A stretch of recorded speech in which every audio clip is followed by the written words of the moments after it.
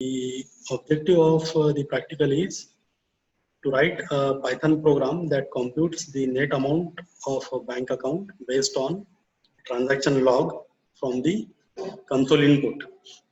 So here we have to perform the practical based on bank transaction.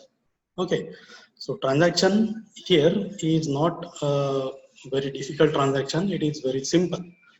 So any transaction can contain only two parts. Number one is either withdrawal or deposit, right? So this is first part, and second part will be the amount which the user want to deposit or withdraw. So this will be the second part, right? So for example, this is one transaction. I hope this screen is visible to you. Okay. So this is one transaction. Actually, it is considered as log. Here they are saying a transaction log. Okay, but this complete transaction log is divided into two parts. So this will be the actual deposit or withdrawal, and this will be the amount. Right. So meaning of this transaction log is the user want to deposit 300 rupees into his account. Okay. This is second transaction log in which the user again want to deposit 300 rupees into his account. This is third transaction log in which the user want to withdraw 200 rupees from his account. And this is fourth transaction log in which the user want to deposit 100 rupees. Okay, so these are four different transaction logs, right? So these transaction logs are divided into two parts. This is one part, D or W, and this is second part. Okay, so this will be treated as transaction 0. Okay, here I will write in front of this. This will be our transaction 0. Okay, and this 300 will be our transaction 1.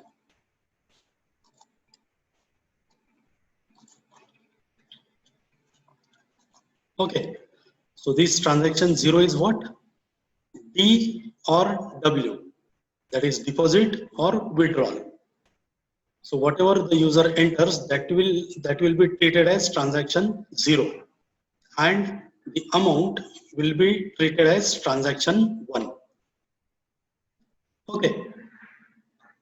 Similarly, here also this will be treated as transaction 0, and this will be treated as transaction 1. This will be treated as transaction 0, and this 200 will be treated as transaction 1. This D will be transaction 0, and 100 will be transaction 1. Okay, so these are the two different parts of transaction log. Okay, so this complete will be considered as transaction log, and the parts will be considered as transaction 0 or transaction 1. Right. So this will be the problem statement, and finally we have to calculate the net amount.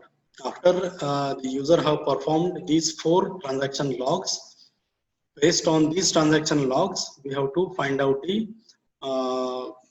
the balance of the user's account after performing these actions.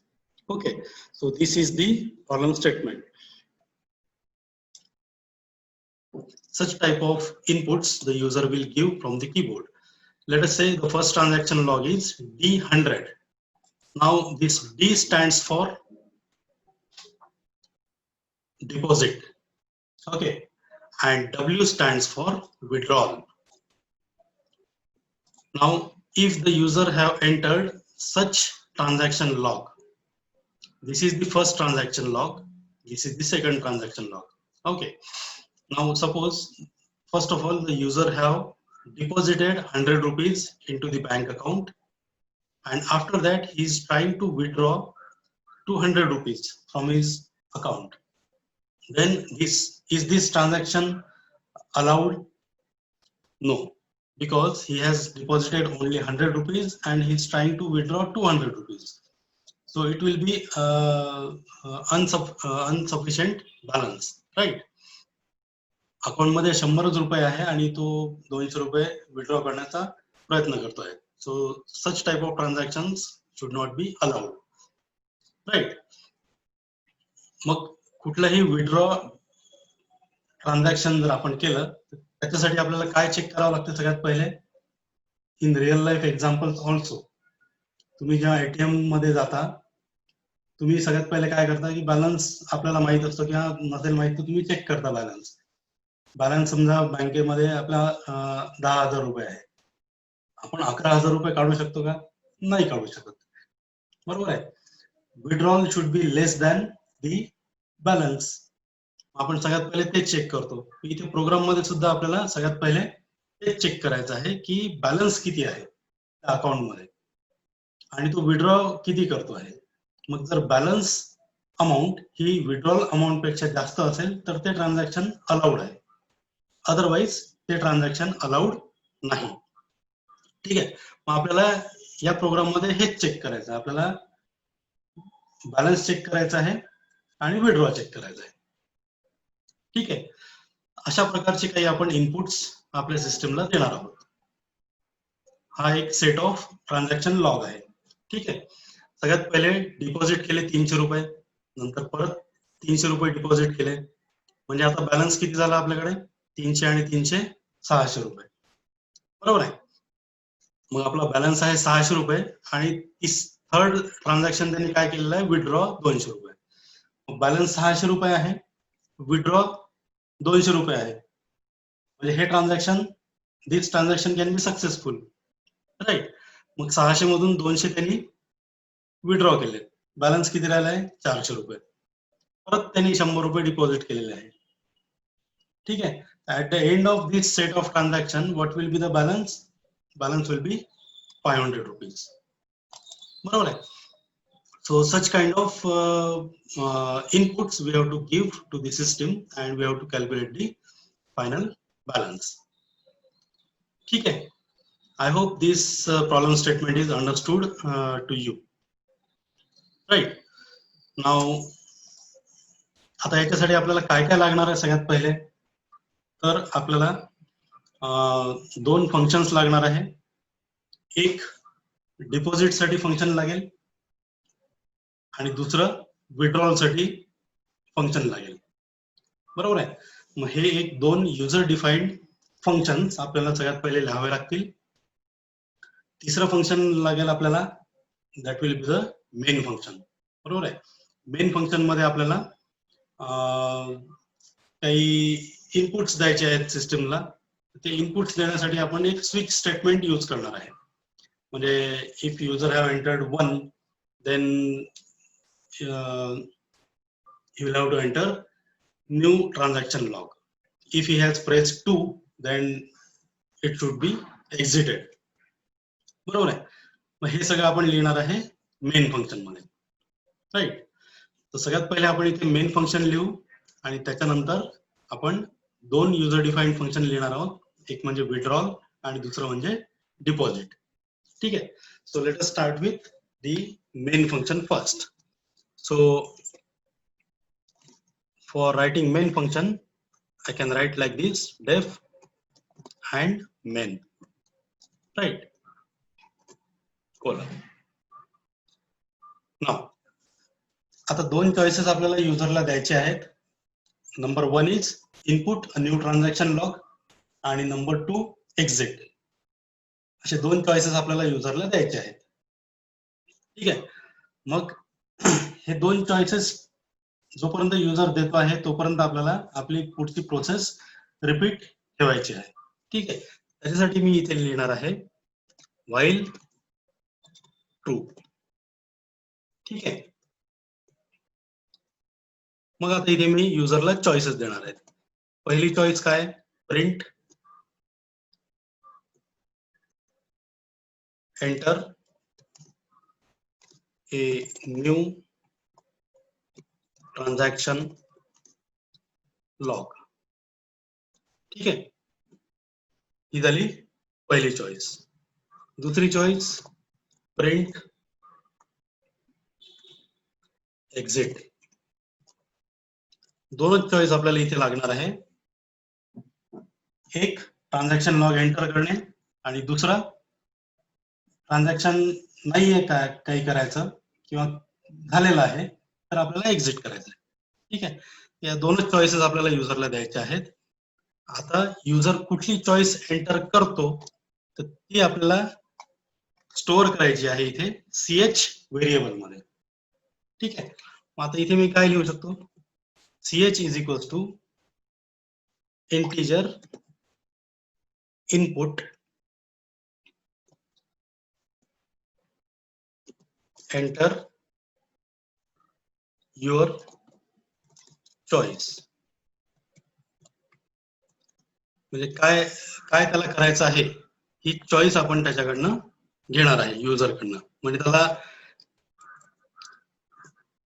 Naveen transaction enter करायचं आहे की त्याला exit करायचं आहे हे युजरकडनं ही choice घेणार आहोत आपण. ठीक आहे, मग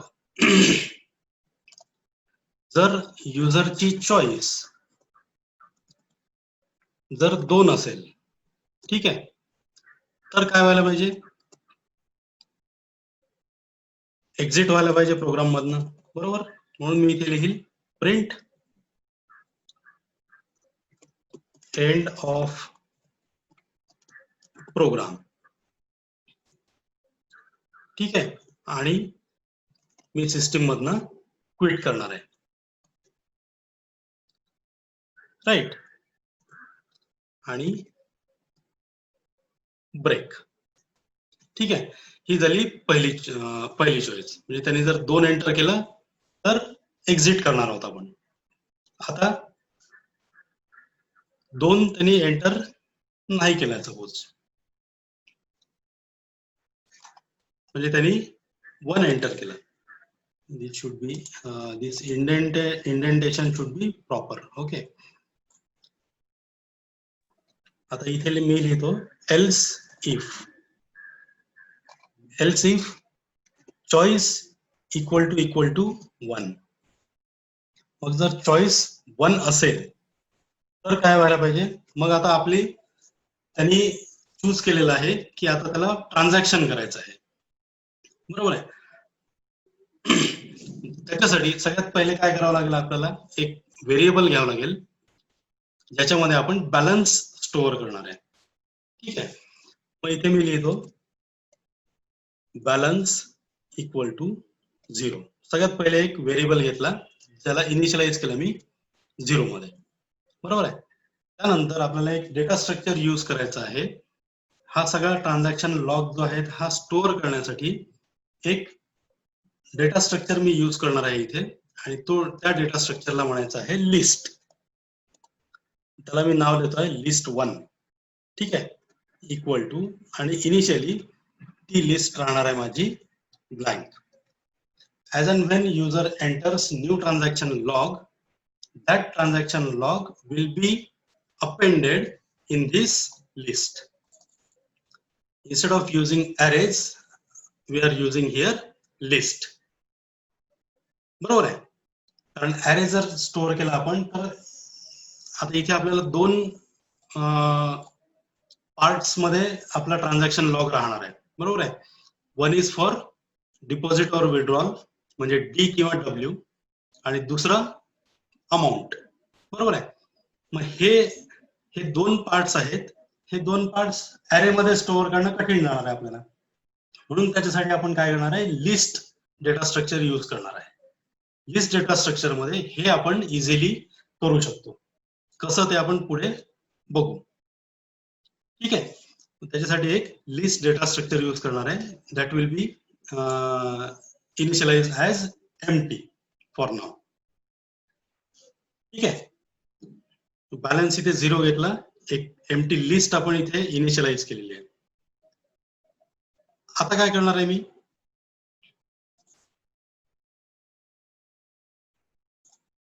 this break should be here.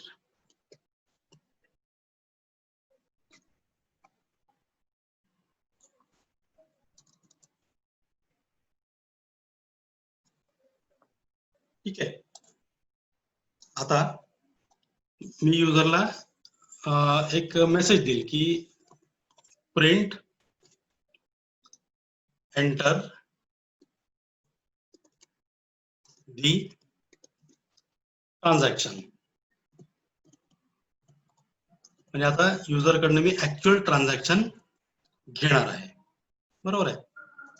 त्याला विड्रॉ करायचं आहे का डिपॉझिट करायचं आहे, तर हे मी घेणार आहे. आता इथे बघा आपल्याला म्हणजे युजर जो आहे हा किती पण ट्रान्झॅक्शन इथे करू शकतो. मी इथे म्हटलेलं आहे की एंटर दी ट्रान्झॅक्शन. मग युजर सगळ्यात पहिले डिपॉझिट करेल, विड्रॉ करेल, परत डिपॉझिट करेल, विड्रॉ करेल, परत विड्रॉ करेल, परत डिपॉझिट करेल अँड सो ऑन. मग इथे त्याच्याकडे चॉईसेस भरपूर आहेत, बरोबर आहे. म्हणजे तो 5-6 ट्रान्झॅक्शन सुद्धा करू शकतो. जोपर्यंत तो ट्रान्झॅक्शन करतो आहे तर तोपर्यंत आपल्याला एका लूप मध्ये चालायचं आहे, ठीक आहे. मग त्याच्यासाठी मी इथे परत काय लिहिणार आहे, व्हाईल ट्रू. आता जो काही इनपुट युजर प्रोव्हाइड करणार आहे तर ते इनपुट आपल्याला एका व्हेरिएबल मध्ये स्टोअर करायचं आहे, बरोबर.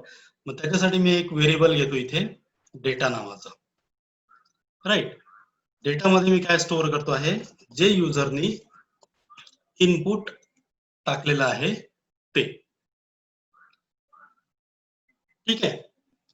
ते मी डेटा मध्ये स्टोअर करतो आहे. आता अपार्ट फ्रॉम दिस याच्यापेक्षा जर वेगळं त्यांनी काही एंटर केलं ट्रान्झॅक्शन तर आपल्याला सिस्टीम मधून एक्झिट व्हायचं आहे, ठीक आहे. फक्त ट्रान्झॅक्शन अलाउड कसं आहे तर हा डी किंवा डब्ल्यू स्पेस आणि अमाऊंट हे असं जर ट्रान्झॅक्शन असेल तरच आपण ते प्रोसेस करणार आहोत. याच्यापेक्षा जर वेगळं काही ट्रान्झॅक्शन त्यांनी एंटर केलं तर आपण सिस्टीम मधून एक्झिट होणार आहे, बरोबर आहे. मग हे जे ट्रान्झॅक्शन तो एंटर करतो आहे तर हे इनपुट झालेलं आहे, बरोबर आहे. आणि हे इनपुट आपण या डेटामध्ये स्टोअर केलेलं आहे, right. Apart from these type of transactions, anything if user enters we have to exit, ठीक आहे. मग त्याच्यासाठी मी इथे काय लिहू शकतो तर if data इक्वल टू मी सपोज असं लिहितो. असं जर असेल तर सिस्टीम मधून आपल्याला ब्रेक करायचं आहे, बरोबर आहे. म्हणजे जर त्यांनी हे ट्रान्झॅक्शन एवढे 4 एंटर केले आणि नंतर एक फक्त एंटर मारलं किंवा ब्लँक ट्रान्झॅक्शन केलं आणि एंटर मारलं तर that means user have finished his transaction. Now we have to exit from the system, ठीक आहे. मग असं जर असेल, ब्लँक जर ट्रान्झॅक्शन असेल तर आपल्याला ब्रेक करायचं आहे. अदरवाईज काय करायचं आहे, अदरवाईज आपल्याला ते जे इनपुट होतं तर ते इनपुट आपल्याला आपल्या लिस्ट मध्ये अपेंड करायचं आहे.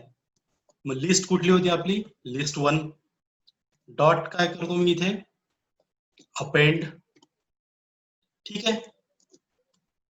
आता हे जे इनपुट आपण घेतलेलं आहे हे 2 पार्ट्स मध्ये डिवायडेड आहे, बरोबर आहे. आता हे आपल्याला लिस्ट मध्ये स्टोअर करायचं आहे. त्याच्यासाठी आपल्याला एक स्प्लिट नावाचं एक फंक्शन आहे पायथन मध्ये, तर ते इथे यूज करायचं आहे. डेटा डॉट स्प्लिट, ठीक आहे. स्प्लिट फंक्शन काय करते, split function splits the input string into our list data structure, बरोबर आहे. इनपुट स्ट्रिंग जी युजर एंटर करणार आहे तर त्या इनपुट स्ट्रिंगला तो स्प्लिट करतो आणि स्प्लिट कशामध्ये करतो तर लिस्ट मध्ये स्प्लिट करतो, ठीक आहे.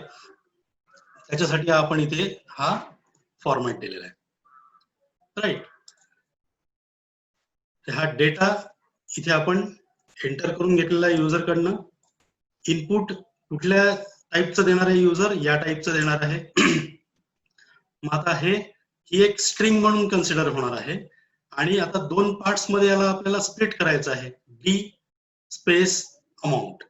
आणि अशाच प्रकारचं इनपुट आपल्याला आपल्या लिस्ट मध्ये स्टोअर करायचं आहे, बरोबर आहे, दोन पार्ट्स मध्ये. म्हणून आपण इथे एक स्प्लिट फंक्शन घेतलेला आहे. हा स्प्लिट काय करणार आहे, जो काही डेटा युजरने एंटर केलेला आहे त्याला दोन पार्ट्स मध्ये डिवाइड करणार आहे आणि तो डेटा लिस्ट 1 मध्ये अपेंड होणार आहे. ठीक आहे, हे झालं. आता युजर कडनं आपण इनपुट घेतलेलं आहे.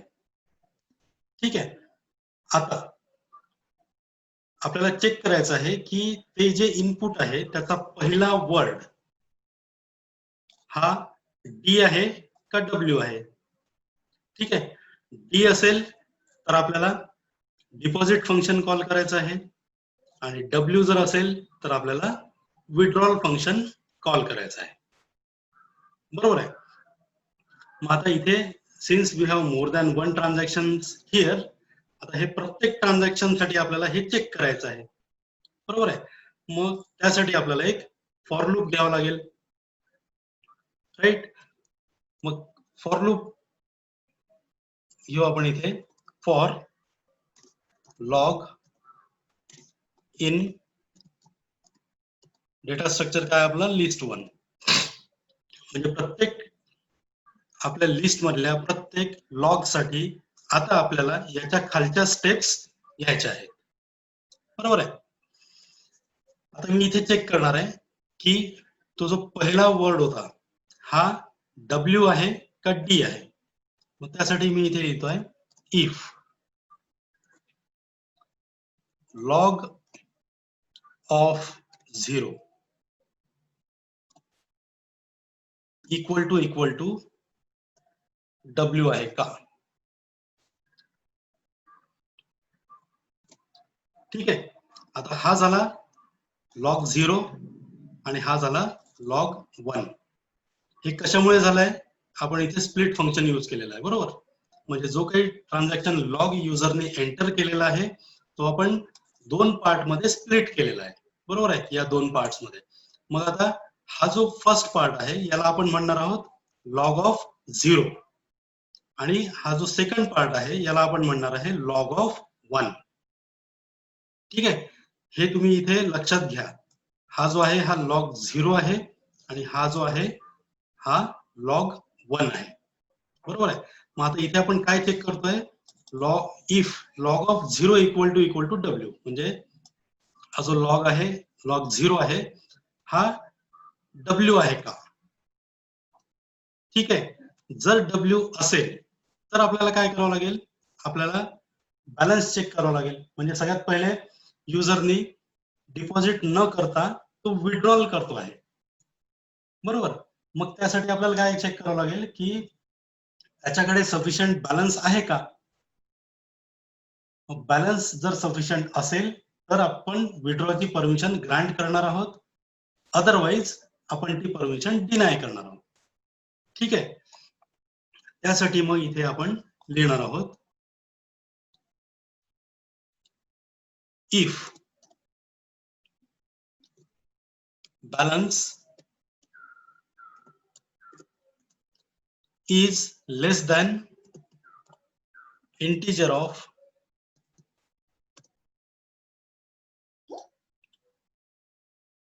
log 1. ठीक आहे, असं जर असेल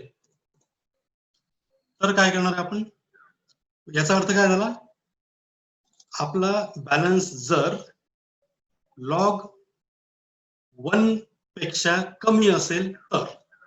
लॉग 1 म्हणजे काय आहे, what is this log 1, log 1 is this one, that is amount, बरोबर आहे. आणि हा आहे लॉग 0. ठीक आहे, मग लॉग 0 जर डब्ल्यू असेल आणि बॅलन्स जे आहे हा बॅलन्स या अमाऊंट पेक्षा कमी असेल, ठीक आहे, तर त्या केसमध्ये काय व्हायला पाहिजे, ट्रान्झॅक्शन शुड बी डिनाइड. आता इथे सगळ्यात पहिले आपण काय टाकून ठेवलेलं आहे, बॅलन्स इज इक्वल टू 0. ठीक आहे. मग आता ऍट प्रेझेंट आपलं बॅलन्स जे आहे ते 0 आहे, कारण की त्यांनी नवीन डिपॉझिट काही केलेलं नाहीये. बॅलन्स 0 आहे and still he is trying to withdraw. बरोबर. मग ऑब्विसली बॅलन्स हे 0 आहे. 0 is less than let us say 300. We were at this point. The user have entered W, right? Here user have entered W followed by some amount. So let us say the user have entered like this, W and space, let us say 500. Okay. User have entered this transaction, right? At first, before entering any new deposit, he is trying to withdraw. So in that case, that transaction should be declined, right?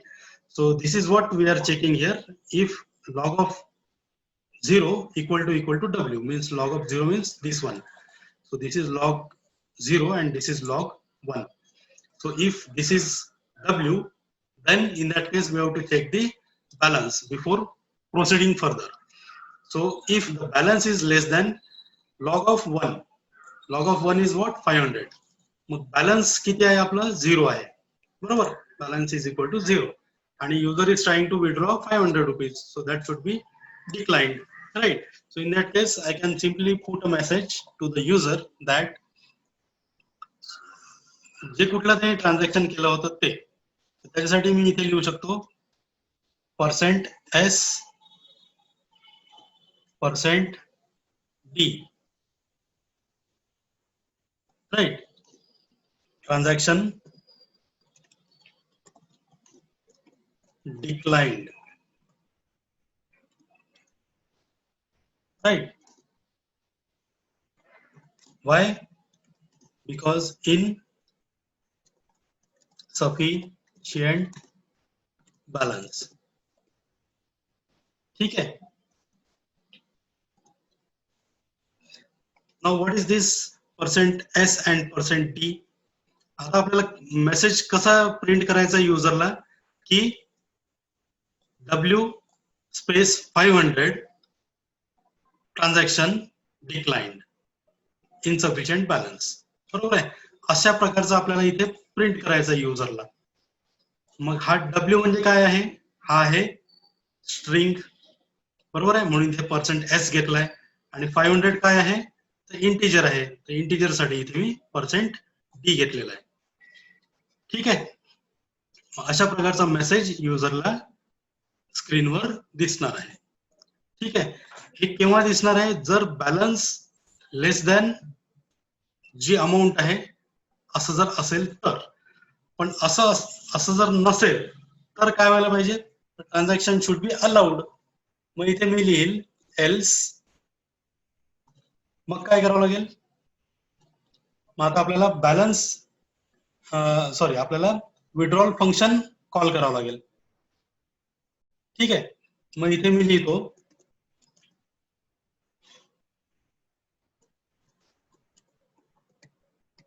Withdrawal. हे एक function मी इथे call करतो आहे. त्या फंक्शनला मला काय द्यावं लागेल? इनपुट. तर ही जी अमाऊंट आहे इथे 500 रुपीज, ही जी अमाऊंट आहे तर ही पाठवावं लागेल.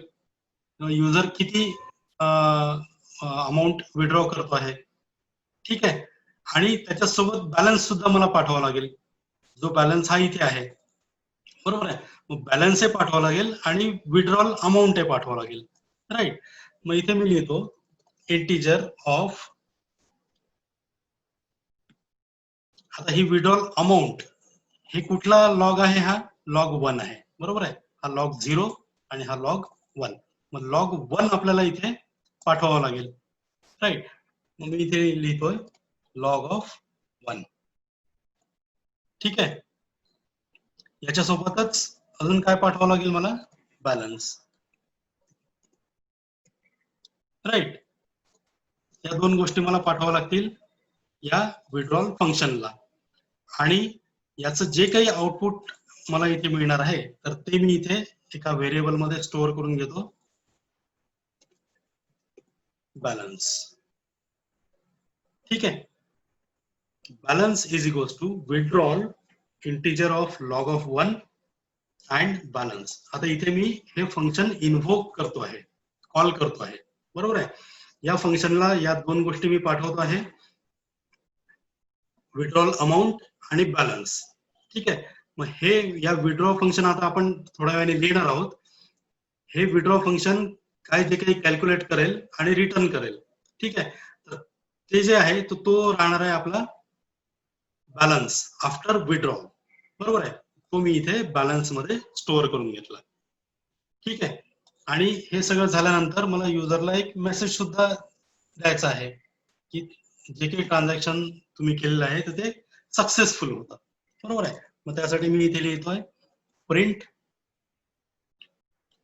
कुठलं ट्रान्झॅक्शन होतं, तर परत हेच मला इथे लिहावं लागेल. हेच मी पूर्ण कॉपी करून घेतो.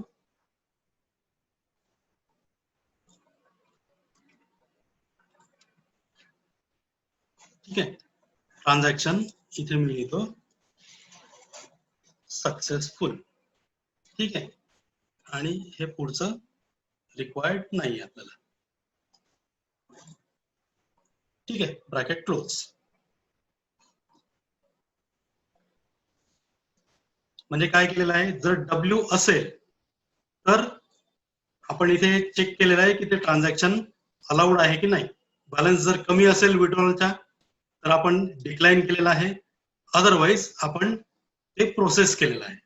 ठीक आहे. प्रोसेस करून बॅलन्स मध्ये ती अमाऊंट स्टोअर केलेली आहे आणि युजरला इथे मेसेज दिलेला आहे की ट्रान्झॅक्शन वॉज सक्सेसफुल, बरोबर.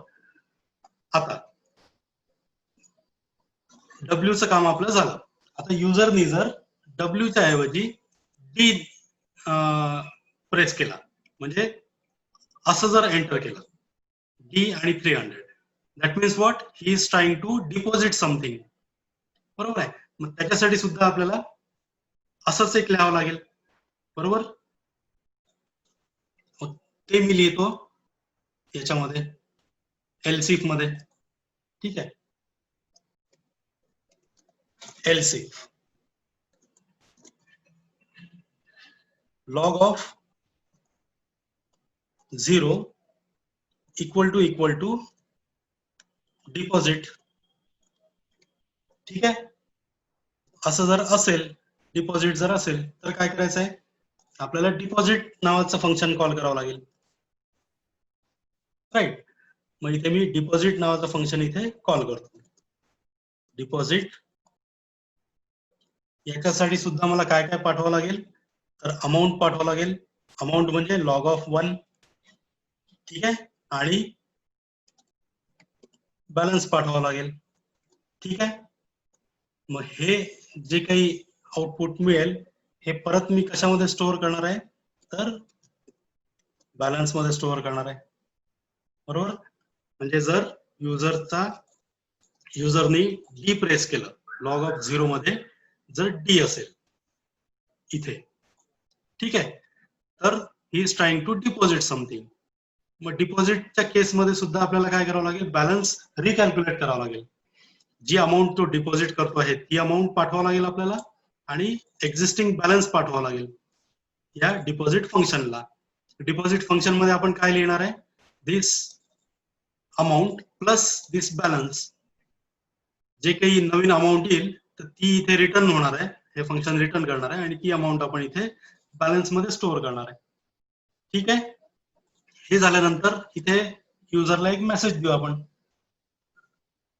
काय मेसेज देणार आहे की तुमचं ट्रान्झॅक्शन जे आहे ते सक्सेसफुल झालं, राईट. मग त्यासाठी परत हेच मी लिहिणार आहे इथे.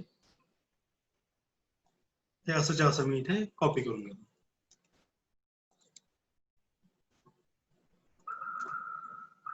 Transaction successful. ठीक आहे. आता हे सगळं झाल्यानंतर मला सगळ्यात शेवटी बॅलन्स सुद्धा प्रिंट करायचा आहे, बरोबर. त्यासाठी मी इथे लिहितोय प्रिंट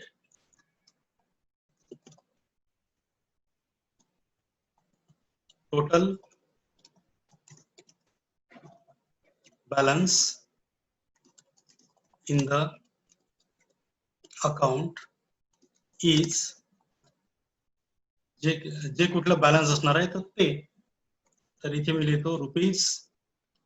आता ते बॅलन्स कसं असणार आहे तर it will be an integer, so %d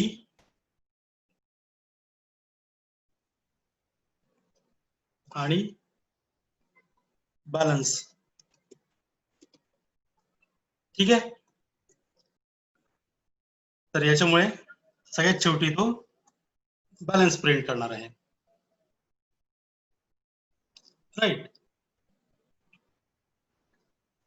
so now this is over. आता इथे आपलं मेन फंक्शन जे आहे ते संपलेलं आहे. तर सगळ्यात we haven't write these two functions.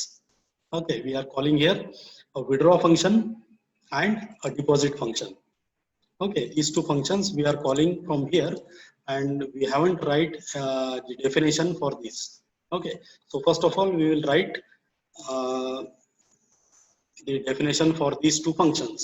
Later on I will explain you everything again, and then I will show you the output.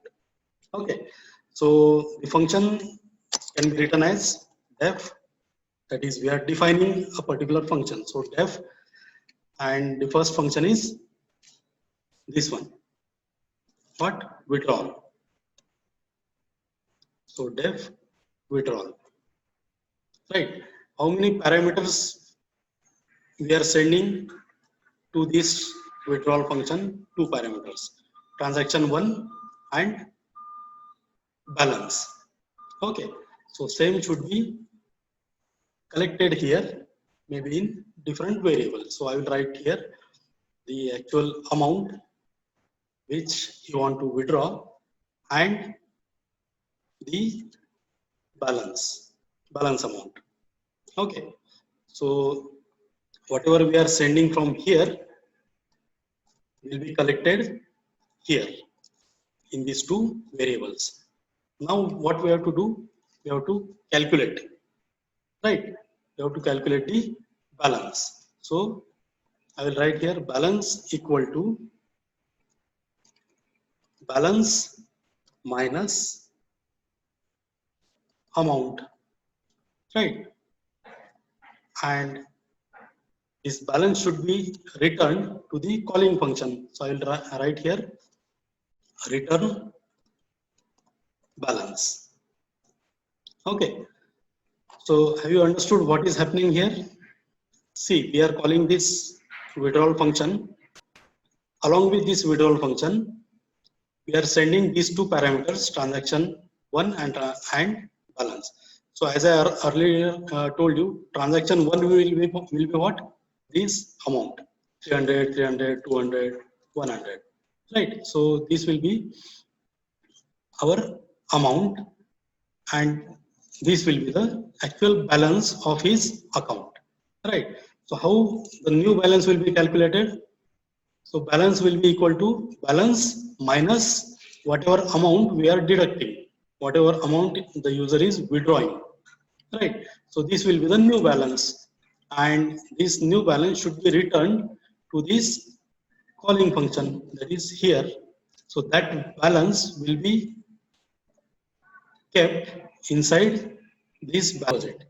This is also accepting two parameters. So I will write here amount, comma, balance. Right. Now I want to calculate the new balance. So I will write here balance equal to balance plus amount, right? And I will return this new balance. Okay. Deposit म्हणजे काय? जी actual तुमची amount आहे सध्याचा जो balance आहे त्याच्यामध्ये अजून काहीतरी अमाऊंट ऍड करायची आहे. म्हणजे हा बॅलन्स इथे आला, new balance will be present balance plus some amount, balance variable, right? And this will be printed. right? So this is first this one function. Next function is deposit function. So def deposit. पहिले मला हे save करतोय आणि आता मी run करतोय. ठीक आहे. So C दी screen. मी हे जे आपला बँक ट्रान्झॅक्शन नावाचा प्रोग्राम होता हा मी रन केलाय. ठीक आहे.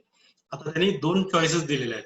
One input new transaction log आणि 2 फॉर एक्झिट. आता तो विचारतोय एंटर युअर चॉईस. मग इथे मी चॉईस देतो आहे 1. ठीक आहे.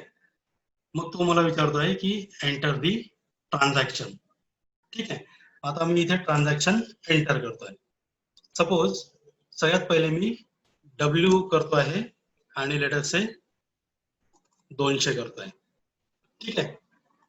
नंतर मी एक डिपॉझिट करतोय लेट अस से 300. परत मी एक डिपॉझिट करतोय 100 रुपये. परत एक विड्रॉल करतो आहे 400. ठीक आहे. आता हे 4 ट्रान्झॅक्शन झाले. आता मला आउटपुट बघायचं आहे. ठीक आहे. त्याच्यासाठी मी फक्त इथे एंटर करतोय. ठीक आहे. आता बघा हे मिळालंय मला आउटपुट. सगळ्यात पहिले युजरनी काय एंटर केलं होतं W200 म्हणजे विड्रॉल 200. बरोबर आहे. मग सगळ्यात पहिले आपलं बॅलन्स आपण प्रोग्राम मध्ये किती टाकून ठेवलेला आहे तर 0. बरोबर आहे. आणि युजरनी एंटर केलेलं आहे विड्रॉ 200 रुपये. म्हणजे ऑब्विसली हे ट्रान्झॅक्शन जे आहे तर ते हे डिक्लाइन व्हायला पाहिजे. बरोबर आहे. म्हणून इथे त्यांनी मेसेज दिलेला आहे की W200 this transaction was decline due to insufficient balance. बरोबर. त्यानंतर दुसरं ट्रान्झॅक्शन त्यांनी केलेलं आहे D300. मग आता डिपॉझिट करताना काही प्रॉब्लेम येणार नाहीये. बरोबर आहे. डिपॉझिट तुम्ही कितीही करा प्रॉब्लेम येणार नाही. बॅलन्स 0 असो का कितीही असो. त्यामुळे दुसरं ट्रान्झॅक्शन हे सक्सेसफुल झालेलं आहे. तिसरं ट्रान्झॅक्शन सुद्धा डिपॉझिट असल्यामुळे तेही सक्सेसफुल झालेलं आहे. चौथं ट्रान्झॅक्शन त्यांनी काय केलंय W400. बरोबर आहे. आता हे जे चौथं ट्रान्झॅक्शन आहे हे सुद्धा सक्सेसफुल झालं. का? कारण त्याच्या अकाउंट मध्ये सफिशियंट बॅलन्स होतं. बरोबर आहे. किती बॅलन्स होतं? डिपॉझिट किती केले आपण 300 प्लस 1 400. बरोबर आहे. तर या दोन ट्रान्झॅक्शन मुळे त्याच्या अकाउंटला 400 रुपीज जमा झालेत आणि चौथं ट्रान्झॅक्शन मी केलं विड्रॉ 400. बरोबर. त्यामुळे ते ट्रान्झॅक्शन सक्सेसफुल झालं. आणि सगळ्यात शेवटी आपण इथे total balance in the account हे कॅल्क्युलेट केलेलं आहे. तर 400 रुपये त्यांनी डिपॉझिट केले आणि 400 विड्रॉ केले. तर बॅलन्स आहे त्याच्याकडे 0. बरोबर आहे. तर हे अशा प्रकारचं आउटपुट आपल्याला स्क्रीनवर दिसणार आहे. ठीक आहे. तर हे आउटपुट आपल्याला कसं मिळते? कारण की आपण तिथे स्विच स्टेटमेंट यूज केलेलं आहे. बरोबर आहे. ही चॉईस आपण घेतलेली आहे. ही चॉईस आपण CH व्हेरिएबल मध्ये स्टोअर केली. बरोबर. त्यानंतर आपण एंटर ट्रान्झॅक्शन केलेलं आहे युजरला. हे 3-4 ट्रान्झॅक्शन त्यांनी एंटर केलेत आणि प्रत्येक ट्रान्झॅक्शनचं मग इथे आपण सक्सेसफुल आहे का नाही आहे तर हे आपण विड्रॉल पॉसिबल आहे का आणि डिपॉझिट पॉसिबल आहे का हे सगळं चेक केलं. ठीक आहे. दिस is the screen. So I write here 1. So enter the transaction log of a user. So first of all I will write here D, let us say 200. Okay. So I am going to deposit 200 rupees into my account. Next I will again deposit 300 rupees into my account. Next I want to withdraw 100 rupees from my account. Okay. So you can see here this will be the output. That is the first transaction log. Deposit 200 is successful. Then I have deposited 300, that is also successful. And later on I had withdrawn 100 rupees, that is also successful. Okay. So overall, how much amount I have deposited? 200 plus 300, that is 500.